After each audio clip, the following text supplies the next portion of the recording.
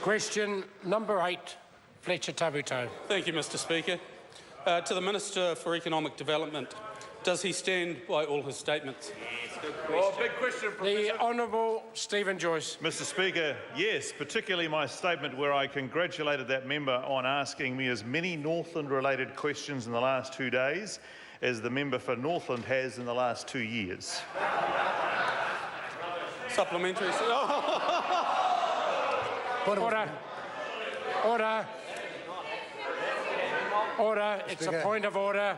Speaker, and it will be heard in silence. The Right Honourable Speaker, having asked over 1,100 questions since I've been the MP for Northland, this man must be stopped from being a demonstrable liar. Order.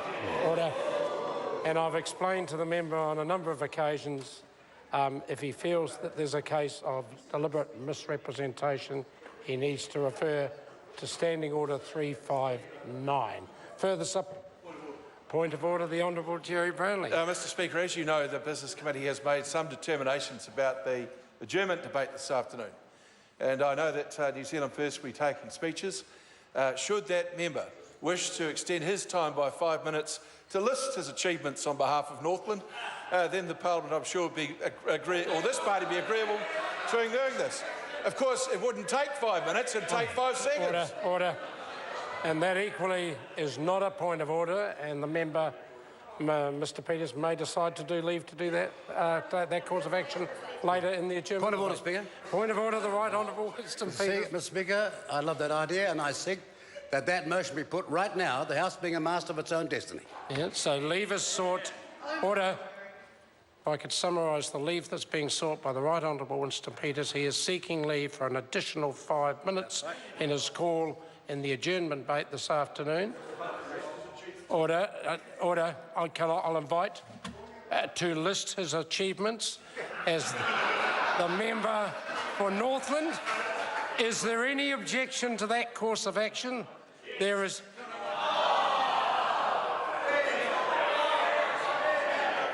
Well, that's a very sad decision, but it is the decision of the House. Supplementary question, Fletcher Tabuto. Yeah, supplementary. Supplementary, sir. Supplementary question, Fletcher Tabuto.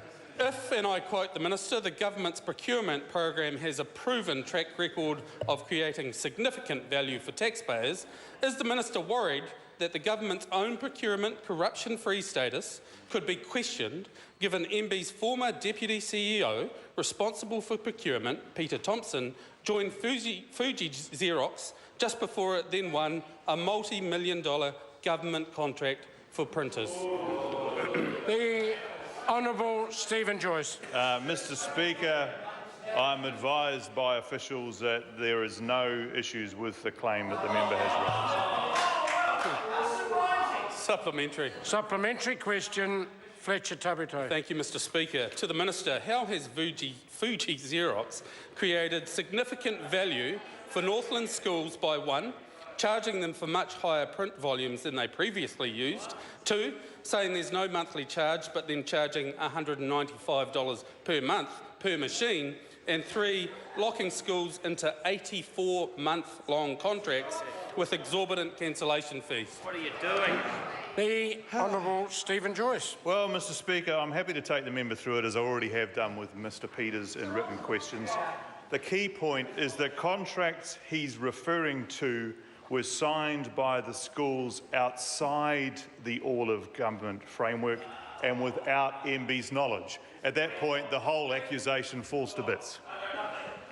Supplementary. Supplementary question, Fletcher Tabuto. Thank you, sir. Will the Minister concede that it does not matter what statements he makes in his regional development reports, as long as, and I quote Mayor Cameron from Ruapehu here, for yet another example of the Electricity Authority and other failing regions, the issues created by the Lines Company and its charging model is recognised as causing significant social issues and acting as a handbrake on investment and growth?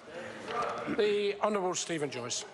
Well, Mr Speaker, I completely agree with the premise of the member's question. Actually, I bring more good news for the area that he was talking about before, Northland. My colleague, the Minister of Transport, has announced today that there has been a completion of the $1 million upgrade of Whangarei Airport, which just shows another of the benefits of the government's regional growth program, Mr. Speaker.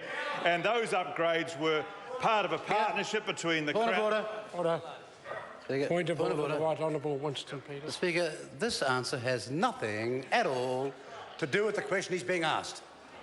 Well, no, I don't need any assistance. That may well be the member's point of view, but when I listen to the length of the question and try and decipher it myself, if it had been a clear and concise question as it should have been according to standing orders, I might have been able to help him, but it certainly was not.